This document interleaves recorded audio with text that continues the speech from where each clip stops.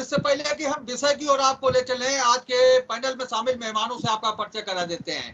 आज हम सबके बीच शामिल हुए हैं उत्तर प्रदेश कांग्रेस कमेटी के प्रदेश सचिव रहे कौशलेंद्र सिंह यादव। आज हम सबके बीच शामिल हुए हैं समाजवादी पार्टी के जिला महामंत्री मनदीप यादव जी। पहली बार आए हम सबके पैनल में। स्वागत है मनदीप जी का और कौशलेंद्र जी का। आज रोजाना की तरह चर्चा में शामिल हैं भारतीय जनता पार्टी के वरिष्ठ नेता और क्षेत्रीय उपाध्यक्ष सत्यपाल सिंह जी, कांग्रेस का प्रतिनिधित्व कर रहे युवक कांग्रेस के जिला अध्यक्ष शुभम तिवारी कई दिन से हम सबके बीच चर्चा में शामिल है। नदीम फारूकी साहब समाजवादी पार्टी का प्रतिनिधित्व कई दिन से कर रहे हैं, नदीम फारूकी जी का शामिल है, का स्वागत है। हम आज फिर चर्चा करेंगे जो मजदूर दूर देश से फरुखाबाद आ रहे हैं और हमने चर्चा का शीर्षक भी यही दिया था कि मजदूर कब तक बिगाड़ेंगे मिजाज। आज क्या पूरे दिन में कई इस तरह की घटनाएं होती हैं जब कहीं ना कहीं मजदूरों का जो बहुत मार्मिक दर्दनाक चेहरा है वो देखने को मिलता है। आज कुछ लोग पंजाब से चल करके पैदल आ रहे होंगे, रास्ते में एक चावल से भरा ट्रक उन्हें मिला, हाथ दिया उन्होंने और चावल वाले ने उन्हें अपने ट्रक पर बैठा लिया और उन्हें फरुखाबाद आना था। वो ट्रक सलावत खां मोहल्ले के किसी शख्स का था, तो वो जो ट्रक मालिक है, ट्रक ड्राइवर है, वो ट्रक लेकर के सलावत खां पहुंच गया। वहां जब लोगों को पता लगा कि कुछ लोग इस ट्रक में बैठे हैं जो पंजाब से आ रहे हैं, तो लोगों ने उसका विरोध किया और गांव में ट्रक को नहीं घुसने दिया।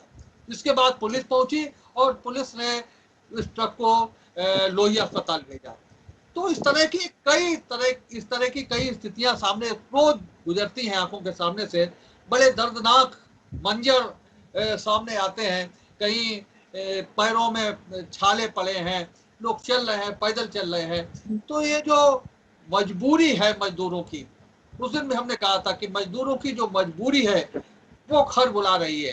कारखाने बंद हो गए हैं और मजदूर मजबूरी में, जेब उनकी खाली है, मजबूरी में वो घर तक पहुंच रहे हैं। सत्यपाल सिंह जी, आप ही शुरू करिए आज की इस चर्चा को कि ये जो मंजर बीत रहा है, लोग ट्रेन से भी लाए जा रहे हैं, सरकार व्यवस्थाएं कर रही है, बसों से उनको उनके घर तक भेज रही है। आज भी लगभग 1000 लोग आए हैं ट्रेन से, जो स्पेशल ट्रेन आई है कन्नौज, और उन्हें विभिन्न स्थानों पर रोक करके उन्हें क्वारंटाइन कराया जा रहा है, उनका चेकअप कराया जा रहा है।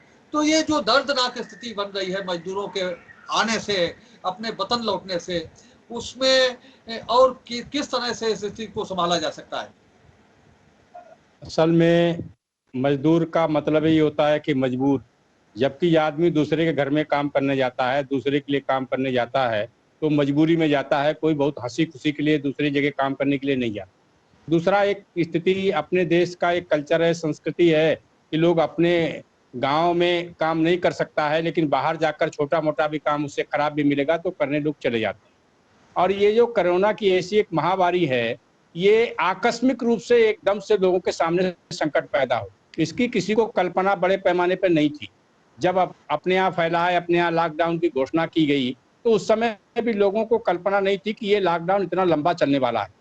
तो जब बाहर लोग हर बार रूटीन में जाते थे, समय से जाते थे, अब आज की स्थिति इसमें से है कि लोग ट्रेनों से आ रहे हैं, बसेस से आने की व्यवस्थाएं हो रही हैं, लेकिन बहुत सारे लोग ऐसे हैं बेचारे कि जो घर परिवार के साथ हैं, उनका रजिस्ट्रेशन नहीं हो पाया तो वहां तक नहीं पहुंच पाए तो वहां की लोकल बाहर रहने के कारण स्थानीय स्थिति नहीं होती है।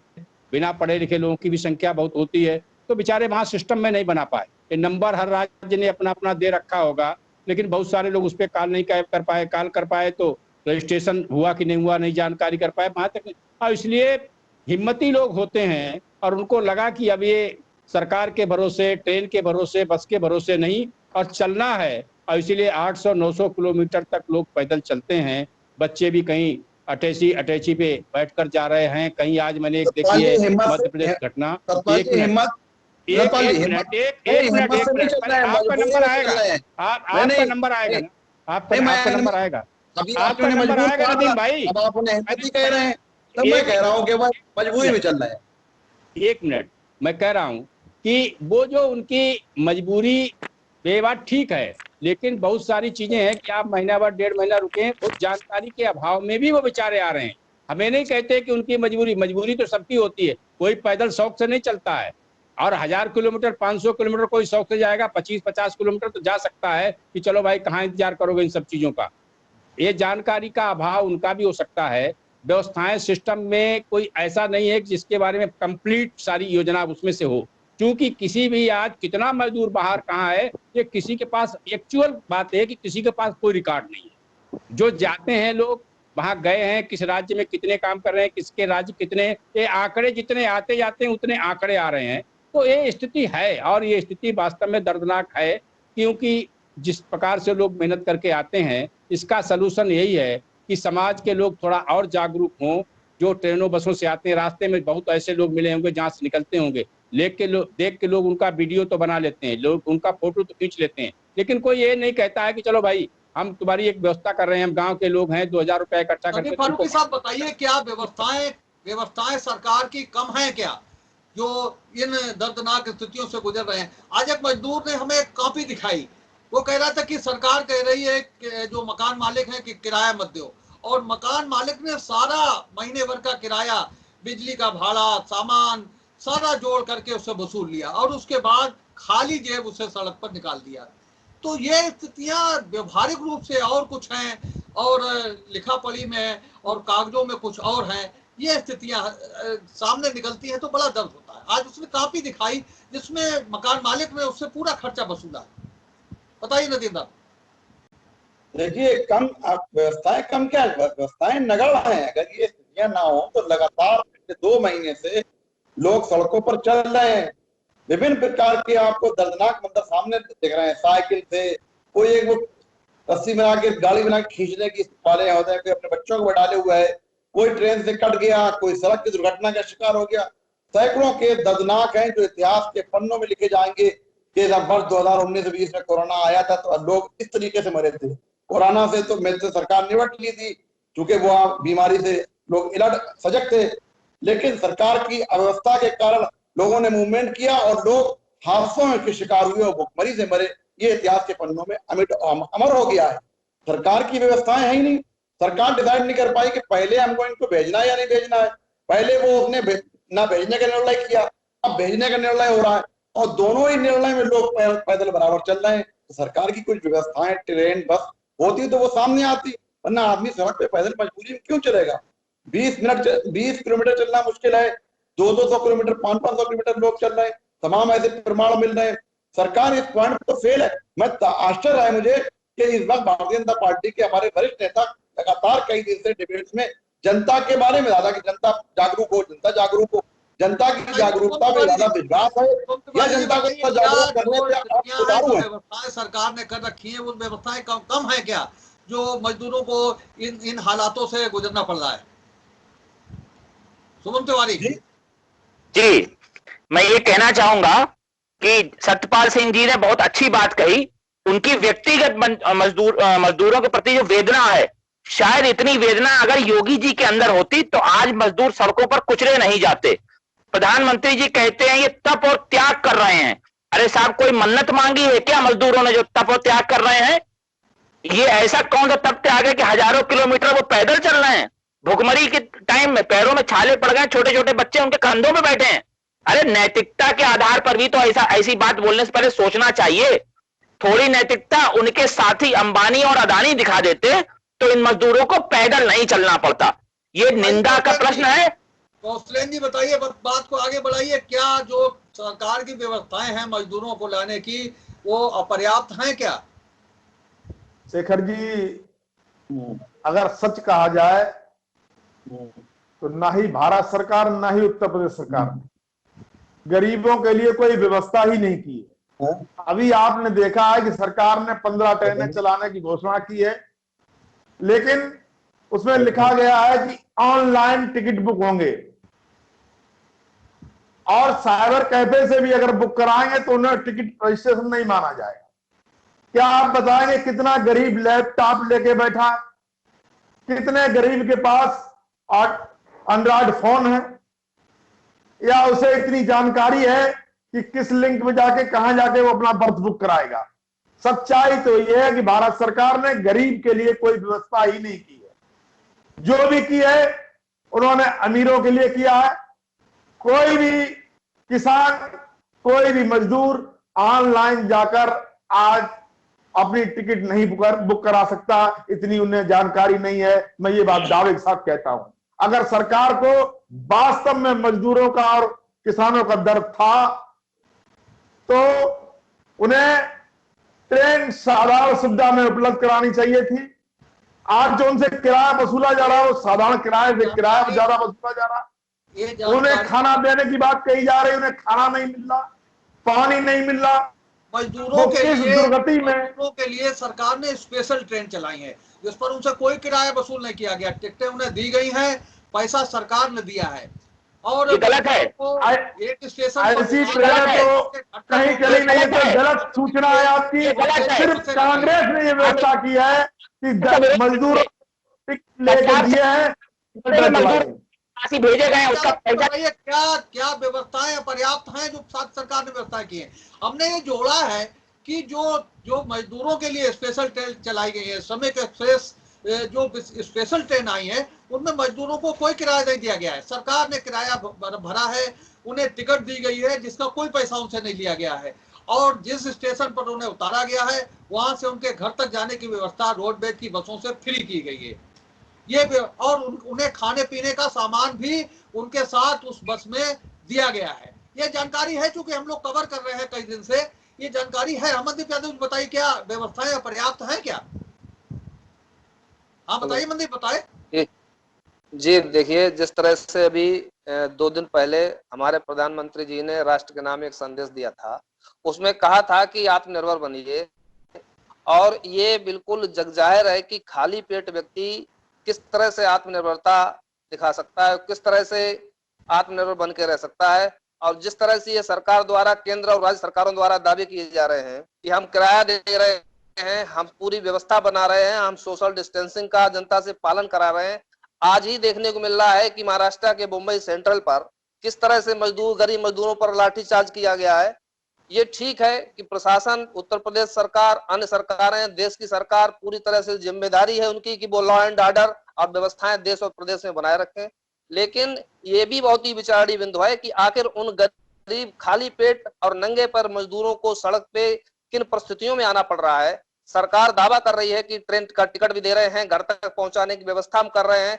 फिर इस तरह की एक लंबी संख्या, एक बड़ी संख्या, हजारों की संख्या में तादाद महाराष्ट्र में ले लीजिएगा, आप मध्य प्रदेश में ले लीजिएगा, आप उत्तर प्रदेश में ले लीजिएगा, हमारे जो नेशनल हाईवेज हैं, जीटी रोड है, उस पर आप देख लीजिए किस तरह से मजदूर पैदल चलते जा, और कई हजारों किलोमीटर, सैकड़ों किलोमीटर लोग पैदल यात्रा अपने छोटे छोटे बच्चों को, मालूम पड़ा है कि रास्ते पे महिला चल रही है, उसका वहां पे प्रसव हो जाता है, और फिर भी शासन प्रशासन और स्थानीय प्रशासन जहां पे होता है वो जिम्मेदारी लेने के लिए तैयार नहीं। तो इस तरह की घटनाएं देखने को मिली, ये बहुत ही दुखद है। और जिस तरह से देखिए, बड़ी बात ये हो गई है कि जिस तरह से पुरानी घटना भी केंद्र सरकार की याद कर लीजिए, जिससे चाहे वो नोटबंदी को लेकर ले लीजिएगा, चाहे जीएसटी को लेकर, जो इन्होंने आदेश पारित किए हैं उसी से लिंक कर दीजिएगा आप इस लॉकडाउन को भी। हमने पूरी व्यवस्था, हमारी सरकारों ने पूरी व्यवस्था शुरू की नहीं। दूसरा चक्र शुरू कर रहे हैं और 2 चित्र आपके सामने पेश करना चाहेंगे, उस पर ही चाहेंगे कि जो और हमारे पैनल के सदस्य हैं वो भी उस पर विचार रखें। ये चित्र ये है कि हम पंजाब से आए और अहमदाबाद से आए मजदूरों का जिक्र कर रहे हैं। हमारे यहाँ भी लगभग 20,000 जरदोजी कारीगर हैं जिनके कारखाने पिछले 3 महीने से बंद हैं। उनका बोझ भी, वो भी कहीं ना कहीं भुखमरी के शिकार हैं। तो उनका भी आप प्रशासन में बैठ करके बात करते हैं, प्रशासनिक बैठकों में शरीक होते हैं, आप उनमें बताइए कि उनका भी कोई रास्ता ऐसा निकाला जाए ताकि कुछ लोगों को काम मिले, कुछ ऐसी डिमांड आए, कुछ लोगों को काम मिले। दूसरा एक चित्र ये है कि एक खबर आपने पढ़ी होगी, बड़ा रोचक खबर थी कि नेपाल से कुछ लोग आ रहे थे और नेपाल से कहीं पर यहाँ पर अपने पंचाल घाट पे कोई ऐसी समस्या नहीं थी कि नाव से पार करने की बात, नाव से इधर से उधर पहुंचा जा सके, लेकिन तब भी कुछ लोगों ने उन्हें ठग लिया कि भाई हम उधर से उधर पहुंचा देंगे। और उसके बाद में पुलिस को खबर कर दी। वो 26 लोग पिछले 21 दिन से फतेहगढ़ के शेल्टर हाउस में रुके हुए हैं। उनका क्वारंटाइन का टाइम 14 दिन का पूरा हो गया है, 21 दिन हो गए हैं। और निश्चित रूप से न तो नेपाल में उनकी कोई पैरवी करने वाला है और न फर्रुखाबाद में उनकी कोई पैरवी करने वाला है। तो वे 26 लोग जो मजदूरी करने आए थे नेपाल से फर्रुखाबाद, और नेपाल से हमारे संबंध भी अच्छे हैं, तो उस नाते उनकी भी कोई पैरवी नहीं कर रहा है। तो दो चित्र आपके सामने, एक नेपाल के मजदूरों का, एक फर्रुखाबाद के उन जरदोजी और छपाई मजदूरों का जो कारखाने बंद होने के कारण पूरी तरह से भुखमरी के शिकार हैं, काम उनके पास है नहीं। तो उनके लिए अगर आप कुछ कर सकें तो पहल करिए। आपके सामने विषय हम छोड़ रहे हैं। देखिए, इसमें जो विषय सब लोगों ने रखे हैं कि उत्तर प्रदेश सरकार ने या किसी ने कुछ नहीं किया, शायद लोगों को पता नहीं है कि हिंदुस्तान के इतिहास में इतनी जल्दी व्यवस्था उत्तर प्रदेश सरकार ने की किसी ने नहीं की होगी। जब केजरीवाल ने 2.5 लाख मजदूर निकाल दिए दिल्ली से, और रात भर में उन्होंने कहा, तो एक रात में योगी जी ने पूरी रात जगकर 10,000 बसों की व्यवस्था की और सारे उत्तर प्रदेश के मजदूर थे उनको घर पहुंचाने का काम किया। और ये हम नहीं कहते हैं कि पूरा मीडिया कहता है, पूरा समाज जानता है। दूसरी चीज है कि ये सरकार का, जहां तक लोग कह रहे थे, पूरी जानकारी लोगों को नहीं है। इसमें जो ट्रेनें चलाई गई, जैसे 236 ट्रेनें बिहार ने मांगी थी, राज्यों से कहा गया था कि आपके अपने राज्य में कितनी ट्रेनों की आवश्यकता है आप मांगिए, उतनी ट्रेनें दी जाएंगी। वो स्पेशल ट्रेनें थी, उसका 85% किराया सेंट्रल को देना था, 15% किराया राज्य को देना था। और जिस महाराष्ट्र की बात कर रहे थे अभी ये लोग, वो महाराष्ट्र में भाजपा की सरकार नहीं है, कांग्रेस और सारे विरोधी दल की मिलकर वो इस समय सरकार बनी हुई है। जिस राजस्थान में वो जो दिख रहे थे, जिसमें बैलगाड़ी खींचते हुए जा रहा था, वो राजस्थान उत्तर प्रदेश में नहीं आता है वो नए शहर। तो इसलिए ये हर जगह, ये जिस स्टेट के लोग थे उनके जिम्मे ये व्यवस्थाएं थी, और ये व्यवस्थाएं जिनके जिम्मे थी उन लोगों ने कितना किया है। उसमें से एक बात देखिए, कोई माने या ना माने, हम आप उसको कह सकते हैं राजनीतिक भावना के अंतर्गत, लेकिन किसी सरकार के पास हमारा कितना मजदूर किस राज्य में काम कर रहा है इसका स्पष्ट आंकड़ा नहीं है। लेकिन योगी जी ने एक काम किया तो 2 काम किए तो उत्तर प्रदेश सरकार ने रखने की पहले सुन लीजिए, आंकड़ों का आप खंडन करिएगा बात को। आप इसमें से एक बात सीधी सी ये है कि पहले उत्तर प्रदेश सरकार की पहल थी कि हर राज्य में उत्तर प्रदेश सरकार ने अपना प्रतिनिधि नियुक्त किया है, और हर राज्य के मुख्यमंत्री के बाद एक वो सारी चीजें सारे लोगों की जानकारी में हो सकती हैं। तो हमने जो लोकल दो पहलू आपके सामने रखे उन पर अगर संक्षेप में आप ये विरोधी दल के लोग भी बैठे हैं, हमें नहीं कहते कि इनकी सरकारें हैं, सरकार तो यहाँ भारतीय जनता पार्टी की है।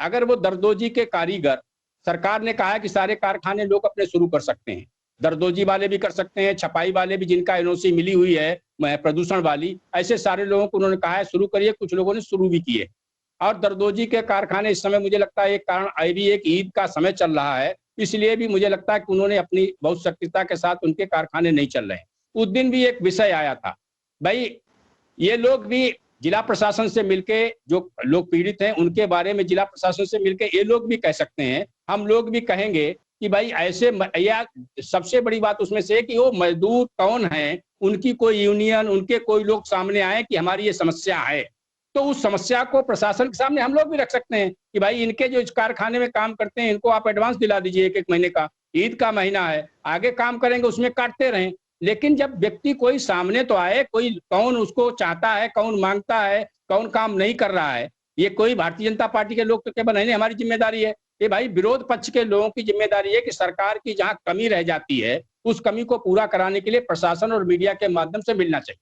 बात को नहीं हो उसकी जिम्मेदारी है। नदीम फारूकी साहब, जो अपंजीकृत मजदूर है, जिनकी कोई यूनियन नहीं है, कौन लड़ेगा उनकी लड़ाई? वो उनका दायित्व भी, वो देश के नागरिक हैं, यहाँ पर काम कर रहे हैं, तो दायित्व तो हर सिटीजन का दायित्व जो सरकार पर है तो उनका दायित्व सरकार पर है। जो ये कह रहे हैं कि हमारे पास कोई रिकॉर्ड नहीं, क्या स्टेट में हमारा काम मजदूर है, अगर ये एक गाड़ी लगाई जाए, ट्रेन लगाई जाए, हाँ कॉल की जाए कि फर्रुखाबाद के लोग हो आ जाए, आजकल मीडिया का व्हाट्सएप का तमाम जमाना है, सब लोग आ जाएंगे। हमारी उनके साथ अगर सहानुभूति है इस बात की, हम पंजीकृत लोगों को ही लाने का काम करेंगे। अपंजीकृत भी देश के, देखिए अपंजीकृत भी देश के नागरिक हैं, उनकी लायबिलिटी के ऊपर है, उस लायबिलिटी से आप नहीं बच सकते हैं। वो आप उस लायबिलिटी से इस ग्राउंड पर भाई देखिए, ये तो व्यावहारिकता की बात। अभी आप ये कह रहे हैं, अभी तो आप ये कह रहे हैं गांव से गुजर रहे हैं, गांव के आदमी का काम है वो खाना खिला दे, उनकी खबर ले ले। आप सरकार हैं और आप उनका ही देख रहे हैं। क्या आप कह रहे हैं कि वो राजस्थान का मामला है, वो दिल्ली का मामला है? हम यूपी में दिखा दें, यूपी में हजारों लोग सड़कों पर चल रहे हैं, वो किसके आदमी है? वो भी स्टेट के। ये भाई एक बात आपकी है, लेकिन आप बुलाइए ना उनको। भाई अगर हम नहीं कर रहे हैं तो कौन लोग हैं जिनका नहीं हो रहा है? आप उनको, उनमें किसी को एक नेता बनाइए, 10-20 मजदूर इकट्ठा करके लाइए, फिर उनको नहीं मिले तो सरकार ये वो आप कहेंगे राजनीति कर रहे हैं, राजनीति का जमाना है, कहाँ लाए? लोग सड़कों पर मर रहे हैं, कर रहे हैं, बताइए कौन लड़ेगा उन लोगों की लड़ाई? इनकी हमने आज देखा है कि गिट्टी के ट्रकों पर बैठ के सैकड़ों मजदूर के ट्रक पे बैठे हुए हैं, जिन्हें कोई पूछने वाला नहीं, कोई बाढ़ रोकने वाला नहीं। दर्दोजी की, फर्रुखाबाद दर्दोजी की कोई यूनियन नहीं है। सरकार का जिंदाबाद मुर्दाबाद लगवाइए उनसे, और हम फिर उनकी मदद कराते हैं। लगाइए ना आप विरोध पक्ष को, सरकार की जो काम सरकार नहीं कर रही है तो उसके खिलाफ उन लोगों को लेकर आइए तो ना भाई। हमें तो वो बेचारे बेहाल है, जाने पे उन्हें आप घर पहुंचाइए, खाना पीना उपलब्ध कराइए। वो पैदल क्यों चल रहा है आगे? उसका जवाब ये है, सवाल ये है कि पैदल क्यों चल रहा है वो लोग? तो मालूम ही नहीं है काम करते हैं। हमारी सरकार को मालूम, बताइए उनको नहीं मिला है, आप लाइए और हम पहुंचाएंगे। नहीं पहुंचाएंगे भाई, टाइम निकल रहा है जी। जरदोजी वालों के लिए अभी सरकार प्रशासन का रुख साफ नहीं है कि कारखाने कब से चलेंगे, कितनी तादाद में चलेंगे। मैं मान्यवर को बताना चाहता हूं, इस चीज को लेकर अभी जिला अधिकारी जी की तरफ से ऐसी कोई आदेश नहीं जारी है। अलबत्ता स्थितियां ये बनी हुई है कि जहां 4 से ज्यादा इकट्ठे हुए तो वहां लाठी मारने की स्थिति हो रही है। इसलिए मैं आपसे निवेदन करूंगा, पहले प्रशासन की तरफ से इस स्थिति को क्लियर कराइए कि जरदोजी कारखाने वालों के लिए क्या व्यवस्था बनेगी, क्योंकि वो भी मजदूर है, वो भी बर्बादी की स्थिति पर है। जी आप बताइए वालों का एक देखिए साहब, शासन सत्ता में बैठे हुए लोग इस तरह से इतने संवेदनहीन हो जाएंगे कि जो ऐसे संकट के समय में भी जो इस तरह से विभाजन करेंगे, इस तरह से क्लासिफिकेशन करेंगे मजदूरों का कि वो महाराष्ट्र का है, वो पंजाब का है, वो वहां का है। दूसरा, ये जो जरदोजी वाला मुद्दा है, हम सुमन तिवारी जी की बात से सहमत इसलिए हैं कि अभी जिला प्रशासन का और जिलाधिकारी महोदय का कोई स्पष्ट रुख नहीं है और स्पष्ट कोई उन्होंने क्लेरिफाई नहीं किया है कि किस तरह से जरदोजी के काम को किस तरह से चालू करेंगे। दूसरा जी, हाँ, आप उनका नेता कौन है, किसके लिए बात करना है आप बताइए। जिसका कोई नेता नहीं वैसा क्या उसकी बात नहीं सुनी जाएगी? अरे भाई जिसका कोई नेता ना हो उसकी सरकार की जिम्मेदारी है उसकी बात सुनेगा। आप किसकी सुने? जिसका कोई नेता नहीं है उसकी तो बात सुनने की सरकार की जिम्मेदारी है। नहीं आप सुनिए,